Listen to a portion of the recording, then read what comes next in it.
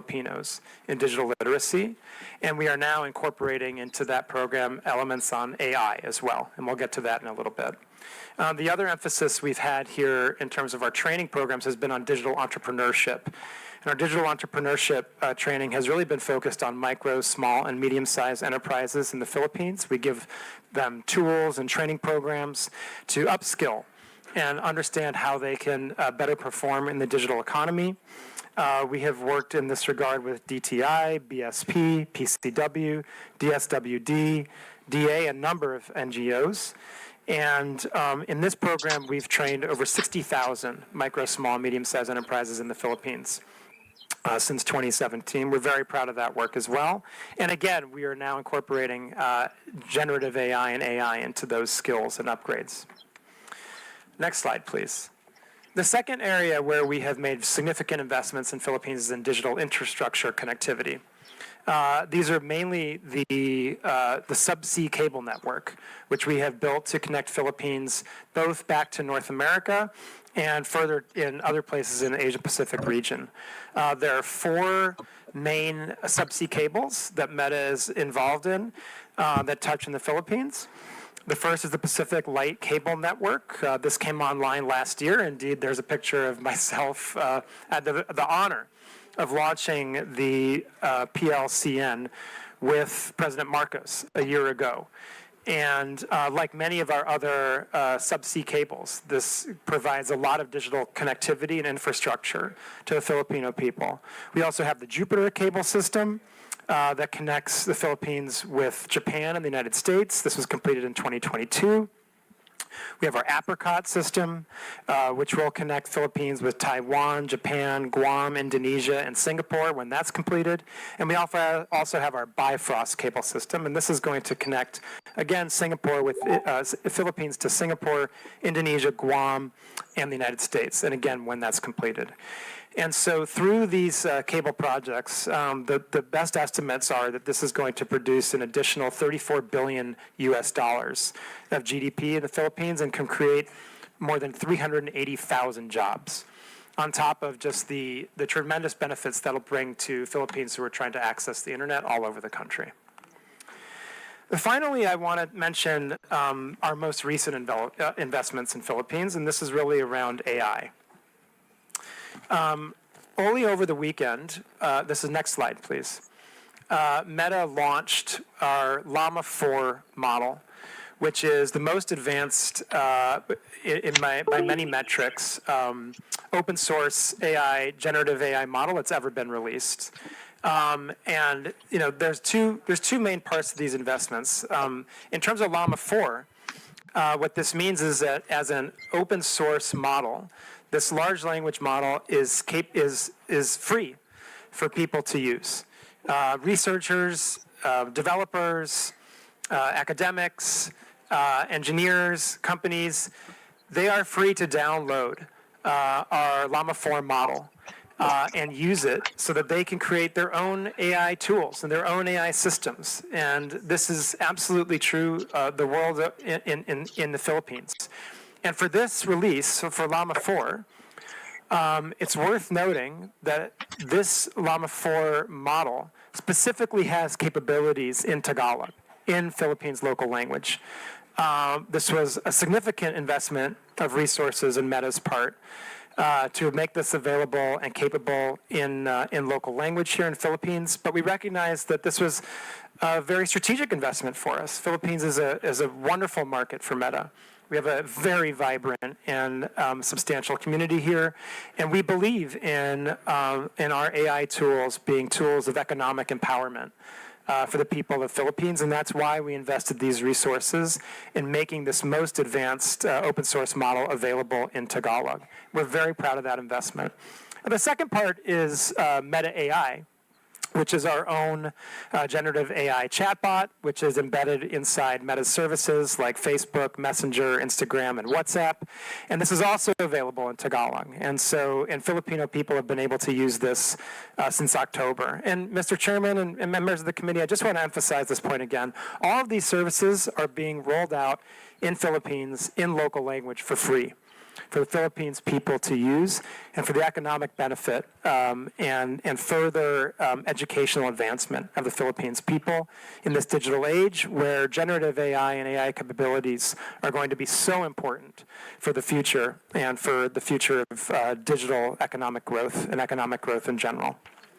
I just wanted to mention those investments that we make in the Philippines before we got to the meat of the topic today, as just a point to show how important of a country Philippines is for Meta, how seriously we take our responsibilities here, and how proud we are of the engagement that we do with Philippines communities, the communications tools we provide free of service to hundreds of millions of Filipinos, and to the Philippine businesses for their economic growth, and indeed to the government. And we all know, I think, that this is being live streamed, this hearing, on our services, and we're proud of that. We're very proud of the services that Meta provides also for the government of the Philippines and the elected representatives of the Philippines to reach their constituents.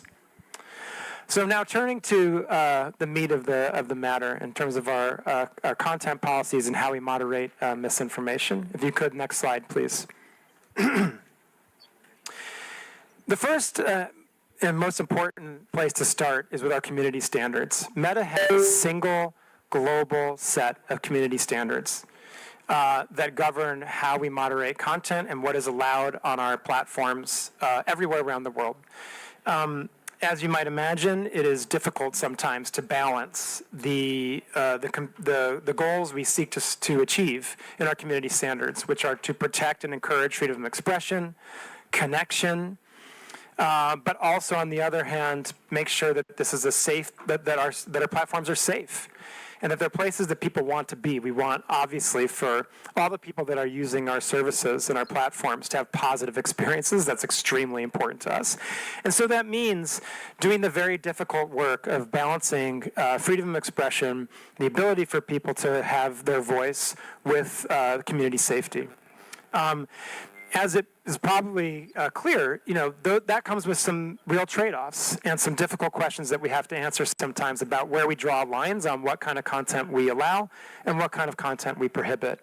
And this is also very, very different in some cases, depending on cultural context, depending on legal context, right? Certainly, certain types of content that might be viewed as totally fine and legitimate in places in Europe might not be viewed as totally fine and legitimate in Philippines, and vice versa, right? And so when we draw up our global standards, we have to balance all of those different perspectives from around the world and do the best we can to balance that into a set of rules that we can globally implement for a community of people that use our services at the range of more than 3.2 billion people every single day. Right, and so that's the kind of task that's before us when we try to think of how we both develop our community standards and then go ahead and enforce and implement our community standards. Next slide, please. This slide is really about how we enforce them. There's a few different ways that we enforce our community standards, and that revolves user reports, human review on behalf of, that we under a single piece of content on Facebook, Instagram, and the services that we provide has the ability for a user to report it to us as a potential violation of our policies, right? So that's a really important piece to note there right now, that any content that anyone sees on Facebook can be reported to us. And we do the best we can to look at those user reports and weigh and check them against our community standards. The next is we have human review by our own internal people, right? And by a number of 40,000 people around the globe that are reviewing content that's reported by users and that also we flag ourselves proactively. The people that review this content are looking at content that can be, in some cases, rather easy to make decisions on. If you're talking about content that is involving terrorism, graphic violence, child exploitative imagery, those kinds of things, you can get to decisions pretty quickly and pretty easily about taking those down. When you're talking about content that is more political speech in nature and is a little more blurry in terms of a certain nuance, then we're talking about content that really needs a larger and more specific focus, and we really try and make sure that there are people reviewing those that are very highly trained in our policies, and also, of course, the local context of the content and where it's coming from and where it's being delivered to.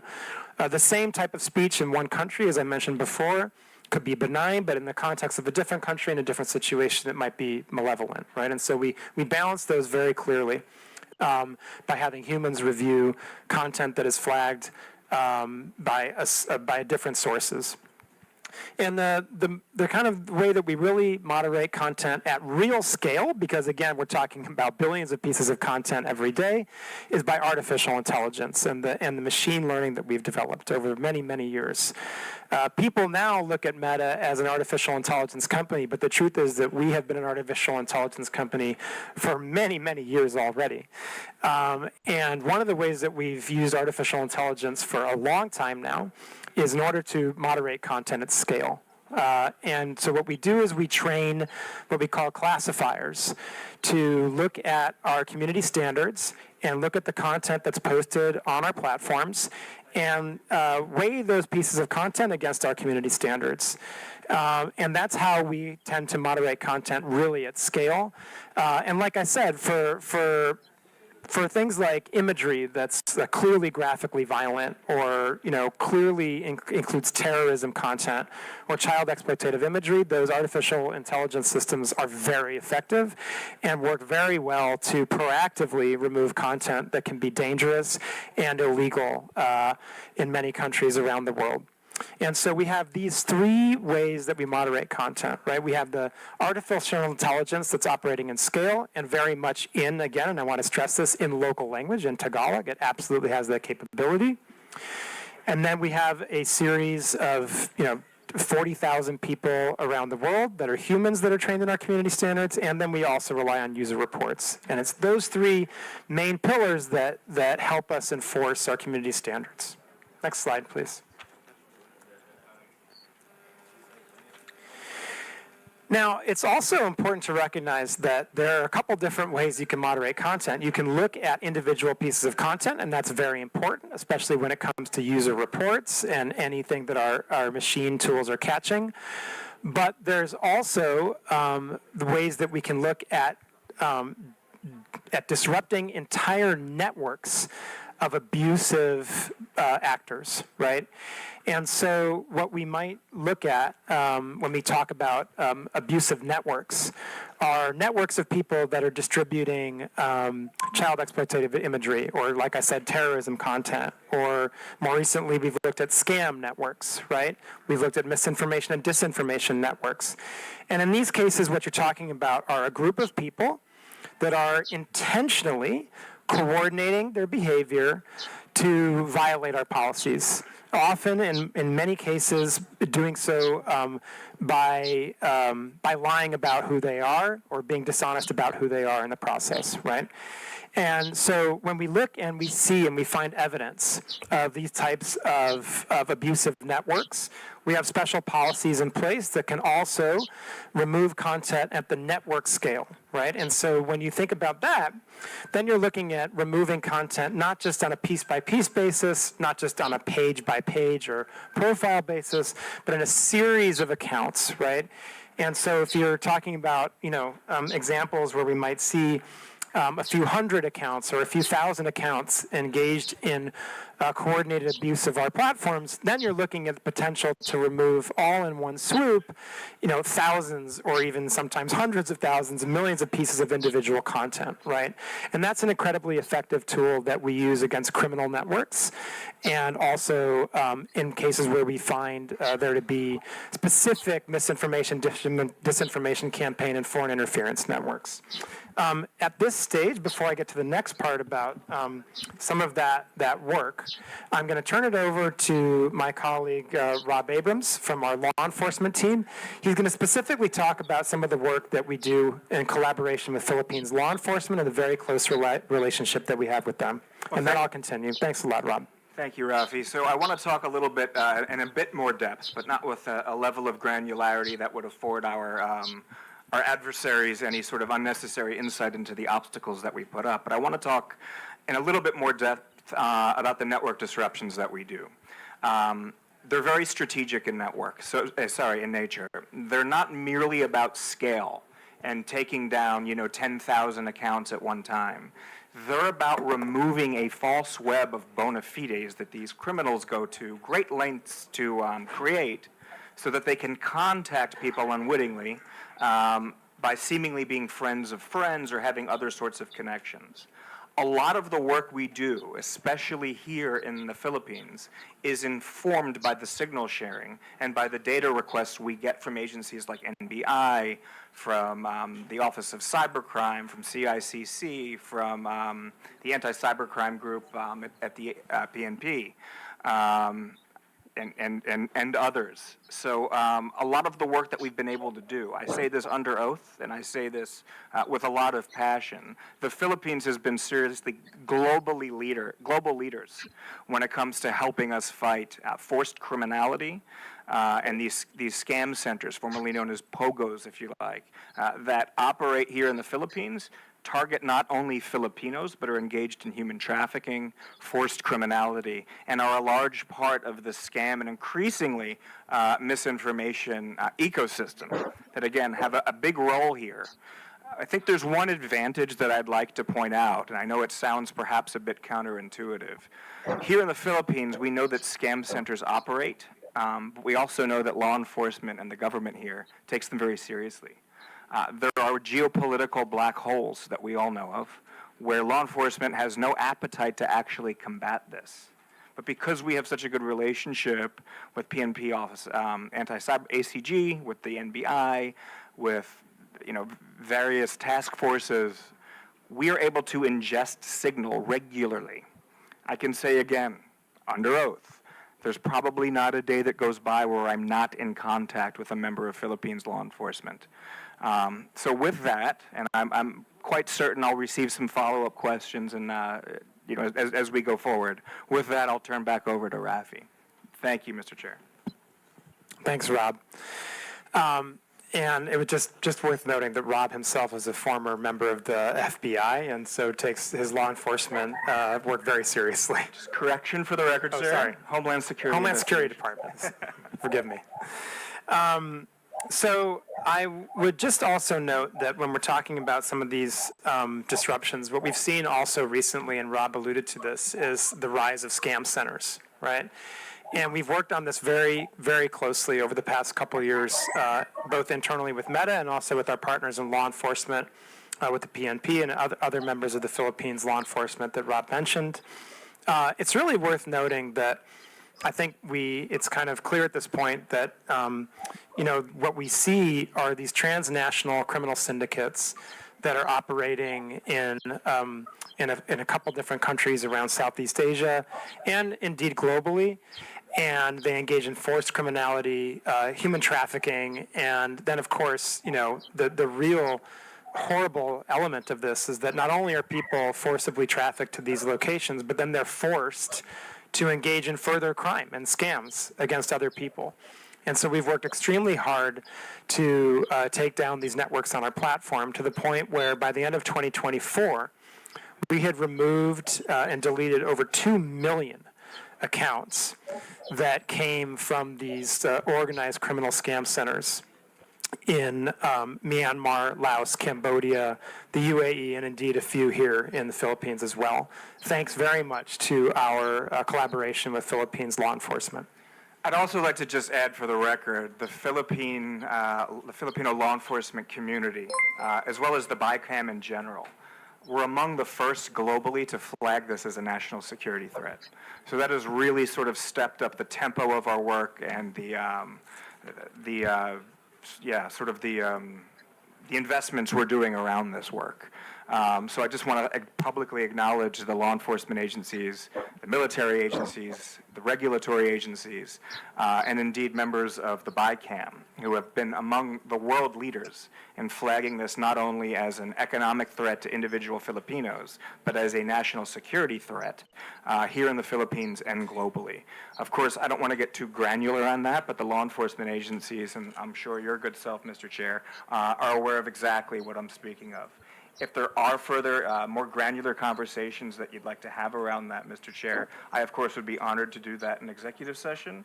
And we have a great relationship with your law enforcement agencies and CICC.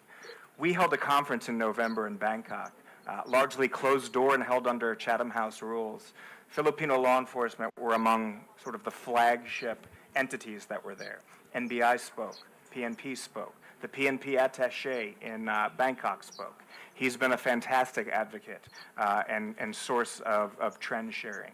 So I just want to express gratitude for helping shape the narrative on how serious of a threat this is to the global infrastructure. Thank you, Mr. Chair. Thank you. And if we can go to the next slide, I'd like to address how we specifically deal with misinformation on our platforms.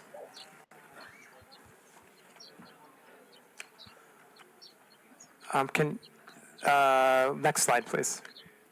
Thank you. Okay.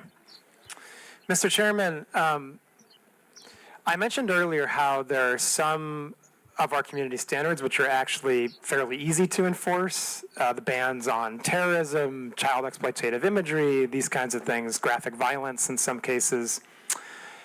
Then there are topics that are much more difficult, right, and much more highly nuanced and very contextual. And misinformation tends to be, not always, but tends to be more in that second bucket of more difficult types of content to moderate. So because of that, and for various other reasons, we have a three-pronged approach to how we treat misinformation. Number one, we remove the most harmful misinformation that can lead to offline physical violence. Number two, we reduce the distribution of misinformation if it is found to be false by one of our third-party fact checkers, and then we will reduce that misinformation on our platforms so that people are less likely to engage with it. And number three is we seek to inform. If people have engaged with misinformation on our platforms, we want them to be informed that they have indeed done so. We want them to know that they have maybe unintentionally shared misinformation. And we want them to have access to authoritative sources of information. So those are our three-pronged processes, right?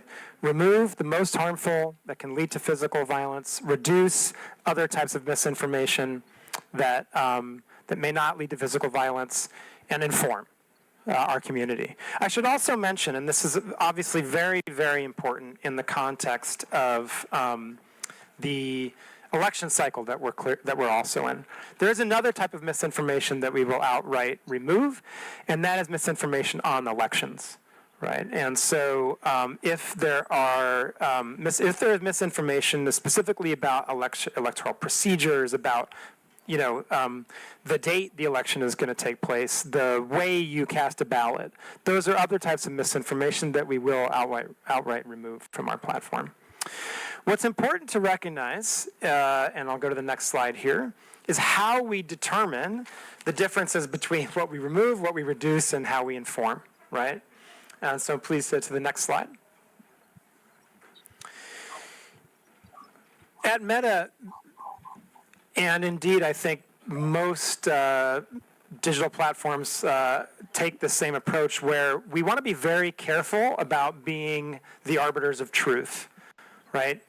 In many ways, in many aspects, we feel that that's a responsibility that is too great for us to have, and can lead to situations where we're trying to make determinations that we're just not qualified to make about what is true and what is false. And as you might imagine, trying to police misinformation at the scale of more than 3.2 billion people every day would become practically impossible, right? And so what we do is we work with third-party fact checkers in more than 60 languages around the world. These third-party fact checkers are non-governmental organizations that are certified by the International Fact-Checking Network, the IFCN. That is how the fact checkers are chosen, and that's how they are certified. And so what we do is, when we are made aware of a potential piece of misinformation, that piece of content will be enqueued to the third-party fact checkers themselves. In Philippines, we work with 3 third-party fact checkers. We work with Verifiles, Rappler, and AFP. And they are very active fact checkers, I should say.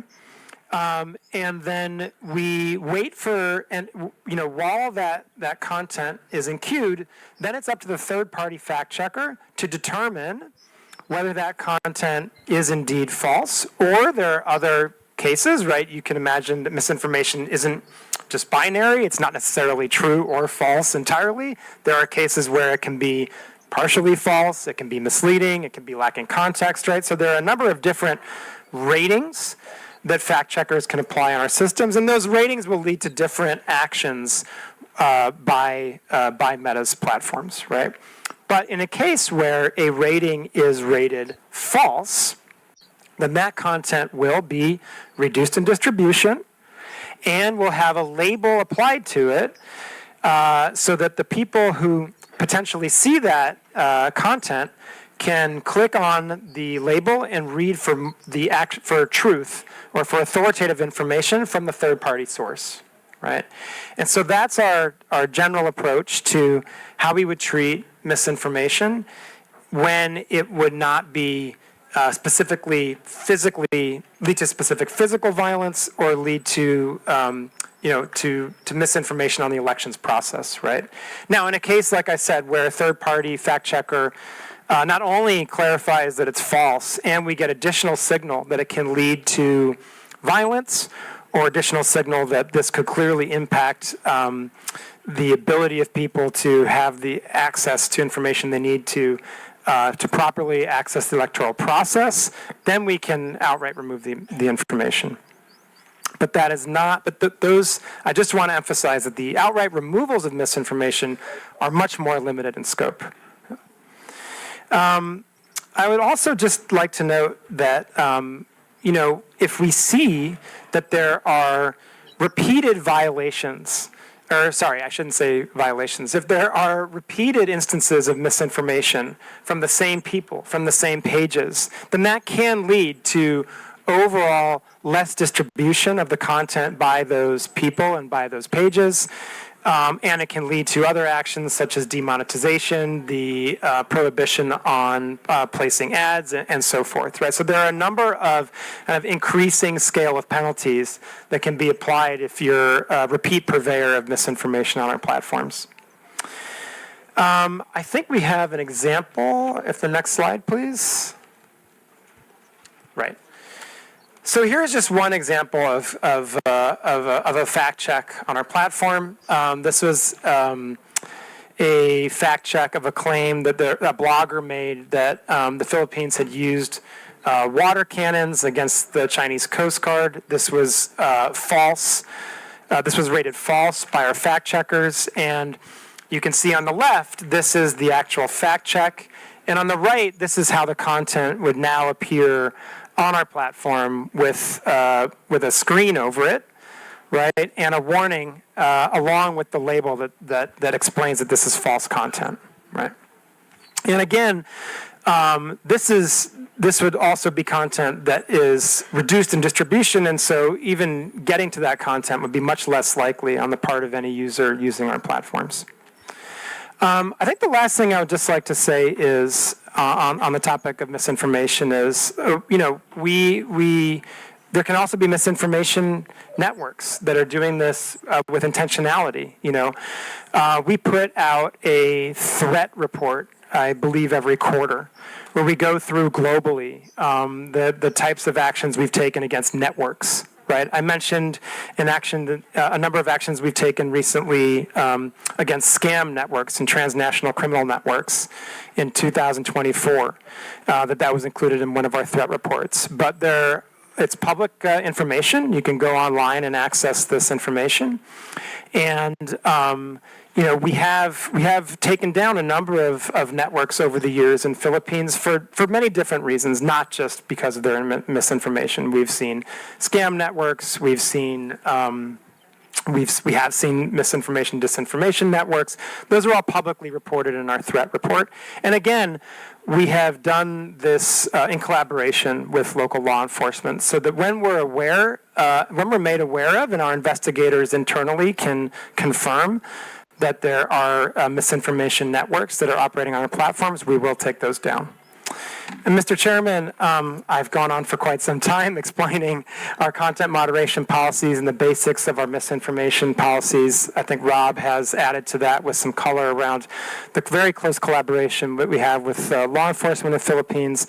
I know there's a lot of questions that you and the committee want to answer, and I'm very happy to take those now with a lot of gratitude. And I want to emphasize this point: a lot of gratitude we have to you and the committee for giving us the space to be here to talk to you and the Filipino people about these very important issues. Thank you, Mr. Chairman.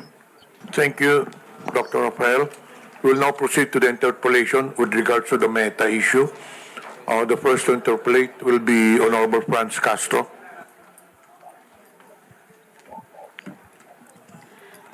Thank you, Mr. Chair, and I also thank the Meta for coming here after 3 notices. Thank you. I have some specific personal question about how the Meta is detecting community standards violation, or what you call violation of community standards. When you look at when you look at your platform, we have here several.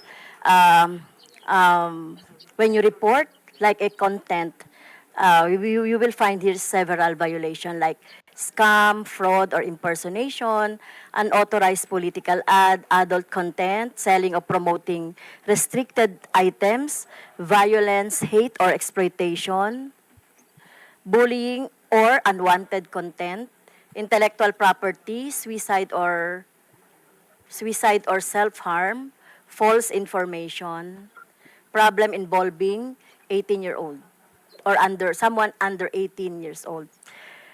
Well, I was a victim of your platform, where my official Facebook account were taken down by your platform due to it said there impersonation. So I cannot understand. Why do you take down an account due to impersonation? So how does it happen? So how will you determine that really is this account is impersonated? Because this account was reported to COMELEC as my official election account for my daily activities during election. Thank you, Madam Congressman. Mr. Chair, if I may. Madam Congresswoman, thank you for your question. Certainly impersonation is a violation of our community standards. And there, I can say that I don't know the specifics of your case. But let me talk about a little bit about how we try to deal with issues of impersonation, right? First of all, there can be a number of different reasons that an account might be taken down, right? There can be repeated violations of our community standards, or there can be very severe violations of our community standards. But other times, it can be because someone was able to, unfortunately, gain access to your account. Not your account, but anyone's account, right? It can happen that unauthorized access can take place, right? In those cases, they may, once a hacker has gained access to an account, then sometimes what we see is they go and delete the account, or then they take over that account to use it for their own purposes. And what we do in those cases is we work with the rightful account holder to retake control of their account, right? So we ask for credentials. It could be a government ID. It could be, various email addresses or other identifying information that were used with that account in order to regain control of it. I think one thing we've seen and that we know is an extremely effective guard against having accounts taken over by hackers is two-factor authentication. Two-factor authentication is really the first line of defense that any user on Facebook, including members of Congress, have against their accounts being taken over. If you have two-factor authentication on, anytime someone would seek to make changes to your account, it would ping you to make sure that you're the right person and you're authorizing those changes. I would urge everyone to make sure they have two-fact turned on their account. I think it's also worth noting that, for government officials, for politicians who are engaged in an election cycle, we have specific channels where we can work together. We have our Meta Support Pro channel that you can access and that we're happy to work with you to make sure you have access to, so that if you have specific issues with your account, other members of Congress, other people running for election can access those channels. I think it's also worth noting, and I didn't really mention this in my opening comments, but I think I should, that that there are a number of different statutory agencies that have specific channels with Meta where they can report community standards violations, account hacks, and any other issues that the government is experiencing with Meta's platforms and our services. In fact, there are 11 different government agencies that have direct channels to us. And so those are other channels that can certainly be utilized in cases where members of Congress experience those types of actions. And I would just also say it does also happen from time to time that we make mistakes. That is also something that happens, and we're sorry for when that happens. We know it's a really poor experience. We don't want that to happen. We take those instances very seriously. We do everything we can to try to minimize them. And so that's also just something that can happen sometimes. So when my account was took down, we complained to we write to the Meta about my account, and then why is it that you are taking down specific account without explanation or without any justification to the subscriber? Like, for example, just take the account and that's it. So no explanation at all. So you will just explain if we will write to you on what happened to the account. So there's no, is there a like for example due process in place in your platform? Thank you for the question, Congressman, Mr. Chair, if I may. Madam Congresswoman, again, I'm not familiar with the specifics of your case, but I, again, can talk in general. Users should receive notifications if actions have been taken against their account. That is certainly part of the due process that we have in place, and users have a right of appeal.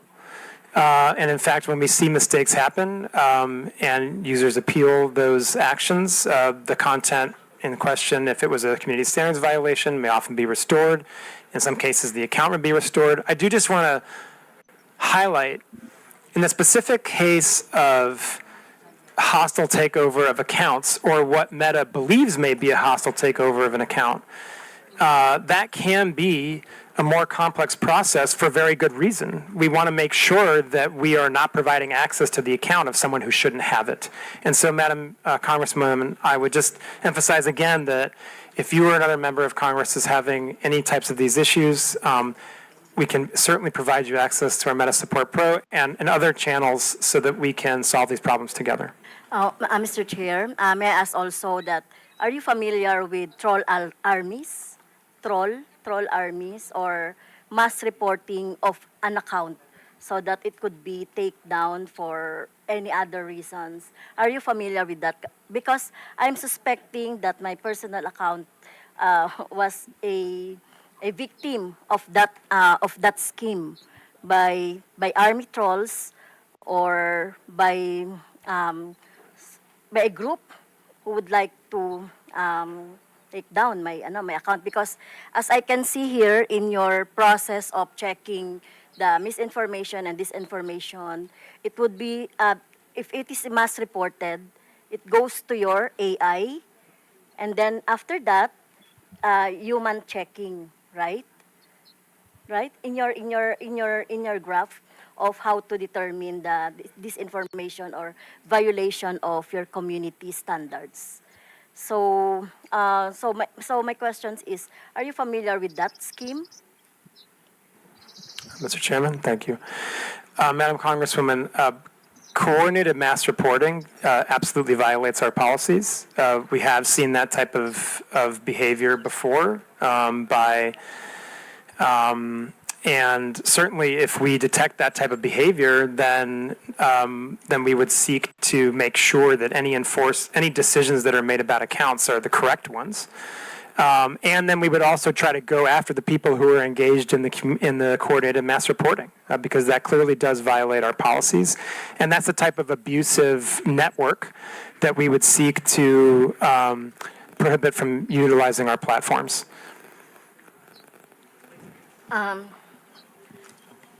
Another question, Mr. Chair, is about the inaction of the Meta on the AI-generated images abused. I was also a victim of that when I hold a gun. They are using the AI-generated, but still in the platform. But the Meta is not doing anything about that. And many progressive organizations and individuals are victims of that, Mr. Chair. Mr. Chairman, sorry. So the question. So how do you detect, or why are you not taking down AI generated images that you think are not or inappropriate or not true or misinformation? Thank you, Mr. Chairman. Thank you. Madam Congresswoman, and for the committee, I think I would start from the place of our view of misinformation is that whether or not it's AI generated or not, it would be misinformation, right? And so I think first and foremost, what I would say and emphasize is that our misinformation policies apply to content that is AI generated and is not AI generated. Now, taking a larger look at AI generated content, okay. There's a few different pieces to this, right? First and foremost, if people use Meta AI in our own products to generate, for generative AI imagery or the like, we have the ability to detect that, right? And it'll come with a watermark, basically, and therefore a label and be recognizable as a generated AI image. Now, if people are using other tools, right, then basically it's harder to detect what is generative AI and what is not. This is an area of very significant investment for Meta right now. We're working very hard on ways to detect what is generative AI and what is not. I think that part of the issue that we have here, and this is one where what we need is collective action. At the moment, there's no agreed upon industry standard for watermarking or for how platforms like ours should go about detecting the difference between generative AI and non-generative AI content. And so that's an area where we really need more focused industry collaboration, and certainly we are trying to drive that. For Meta, we believe it's very important for that type of collaboration to happen between industry, civil society, and governments. And I think the last thing I would really talk about when it comes to generative AI imagery or other content is really distinguishing between paid content and non-paid content, right? If you are, just generally speaking, at Meta, we take a much more stringent approach to moderating paid content, right? Because obviously we're taking money for it. We believe we have responsibility that's even greater, and the distribution would be increased, right? And so, in the context of anything that is, again, taking out the generative AI component of it, any type of content that is paid for, that is political in nature, that talks about a campaign or a politician or a social issue, right, is subject to our policies on political candidates and social issue paid advertising, right? And according to those policies, you would be required to disclose who is paying for the ad and sponsoring the content. You would also have to go through an authorization process, which would include, in most cases, providing a government ID. Okay, And you would have to be, you on that. if I could just finish one last point, you'd have to be located in Philippines, right? If you want to run a social issue or political ad, you'd have to be located in Philippines, right? And so there's a series of steps that you have to take to cross that threshold in order to be able to run those types of ads. And then in addition to it, if it is AI generated, you'd be required to disclose that it is an AI generated paid piece of content. Thank you. So, really, it's very hard to determine because the name of the account is alias, or the name of account is just like a, like for example, Makabayan. The account is using our political organization. That account names Makabayan is using our political organization, but it has this what I saw an AI generated images of mine with guns, with the rebels, etc. I will give you the images later so that you can see. Mr. Chair, thank you, Madam Congresswoman, and I know my colleague also wants to add on to this. Mr. Chair, with your indulgence, Madam Congresswoman, it's my understanding that you reported this content, this image, to Comelec, Yeah. and we have removed it. Yeah. I would like to also state respectfully for the record that we're not doing nothing on harmful generative AI. In fact, as recently as it was either yesterday or the day before, I personally worked directly with PAOK to remove a harmful piece of generative AI that was promoting investment scams. And what happens when something like that gets reported, it's not just that piece of content that comes down. That informs our ability to enforce across the platforms and across other accounts. So although PAOK reported one specific URL, many, many others came down as a result of that report. So while I understand, with respect, how painful and frustrating it must be to be a victim of harmful generative AI, please don't think we're doing nothing. But we are not perfect yet, but we always strive to be better. We strive to be better by signal sharing and trend sharing with Filipino law enforcement, legislative, NGOs, civil society, etc. So thank you. Yeah, and I would just emphasize what Rob said about, please, if you believe that there's a piece of content that violates our policies, please do report it through Comelec, and we'll treat it with the utmost urgency. Thank you. And Mr. Chair, last question. And in your presentation, you have also employed organization or fact checker organization. Can you name those? Do you have an example? The Vera Files. You have. What is AFP? Correct. What is AFP? That's a Mr. Chair, if I may. Agence France Presse. Okay. It's a global news organization. Okay. Thank you, Mr. Chair. Thank you. Before we proceed, may I inform everyone that this will be a working lunch, so please feel free to have your lunch while the hearing is ongoing. Before we proceed with the next interpolator, may I acknowledge the presence of Deputy Speaker J.J. Suarez, Honorable Jefferson Conghon, Honorable Julien Baronda, and present online, Honorable Janet Garin, Honorable Isabel Maria Zamora, Honorable Ramon Rodrigo Gutierrez, Honorable Joe Sobiri, Honorable Drixie Cardema. Next interpolator will be Honorable Salvador Plato. Thank you, Mr. Chair. Good morning, everyone. To our dear colleagues and our esteemed guests. I just want to ask a question to Mr. Abrams.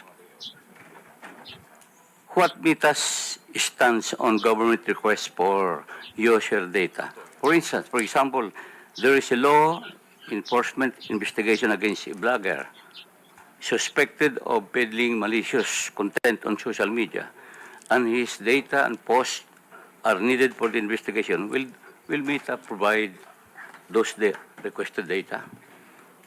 What is your policy or misinformation and disinformation? Thank you. Mr. Chair, with permission, I'll do my best to address the concern. So our stance on data disclosure is governed by U.S. law because that's where data is stored. However, this being a rule of law country, we do voluntarily disclose data to Filipino law enforcement on a daily basis, which is in accordance with U.S. law, Filipino law, and our terms of service. I'd like to point out that in order for us to lawfully disclose data to your government, the offense also has to be a crime under U.S. law. That's not a decision me or any American tech company can make. That's federal U.S. law, several of them. So I'm aware of the subpoena that was issued by, I believe it may have been your good officer. It's under legal review right now. But law enforcement agencies here in this room submit data requests to us quite literally every day. I personally and many who work with me worked closely with your government to help pass IATA and the anti-OSAIC laws, which brought the Philippines into a more sort of modern posture, if you like, in terms of not needing a warrant for crimes against children and human trafficking, so we can provide basic subscriber information on those. I was very proud to work with the NBI as the first ever data request under that regime was issued to us. But our stance is governed largely by American law. So if you have follow-up questions, I'll do my best to address those, sir. Thank you, Mr. Chair. Another question is, do you have a system of censorship on posts which are against moral values, especially those which can erode the minds of children? Do you have the power to delete those unlawful malicious libelous posts? Thank you, Mr. Chair. So it's hard for me to answer hypothetically, but I can speak pretty robustly about our child safety policies, and we work very closely with your government around those. So bullying and harassment, of course, CSAM and OSAIC and human trafficking, both illegal and against our terms of service. As Rafi mentioned at the top, we're doing a lot on digital literacy so that Filipinos can analyze for themselves or are better equipped to analyze what is harmful content and what is not. But without more specific information, I don't know that I can address those.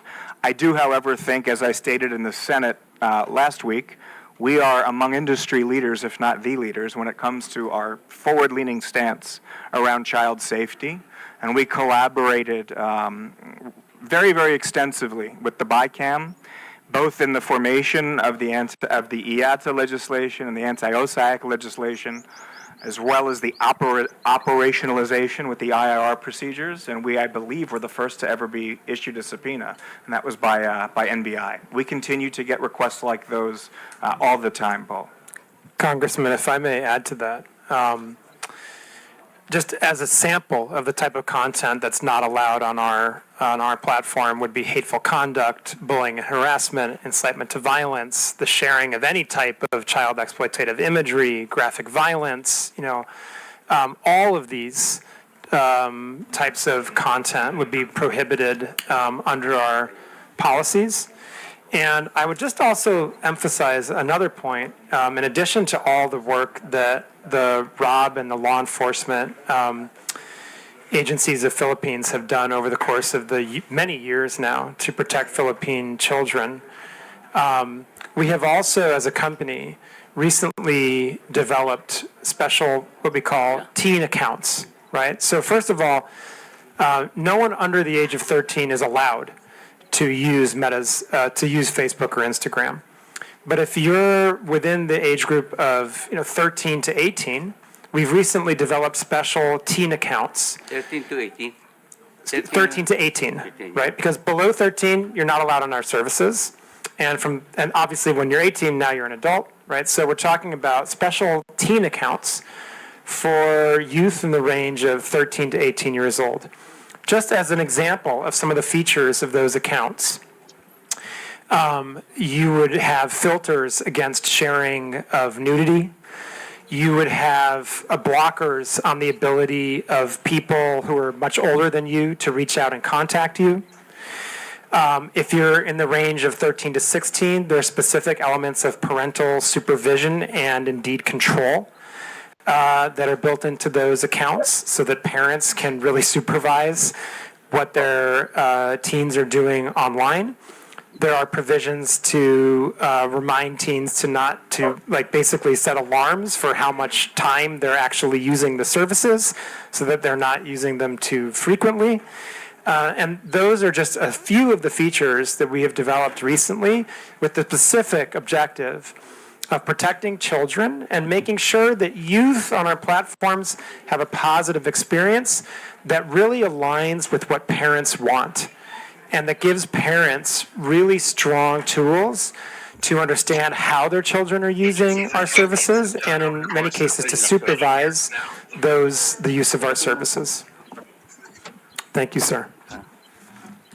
Last question, Mr. Chair. I was asking, do you have the power to delete this unlawful, malicious, libelous post? You have the power to delete. Mr. Chairman, if I may. Mr. Chair, I was asking if you have the power to delete unlawful, malicious, and libelous posts. Mr. Chairman? Please. Sir. Sir,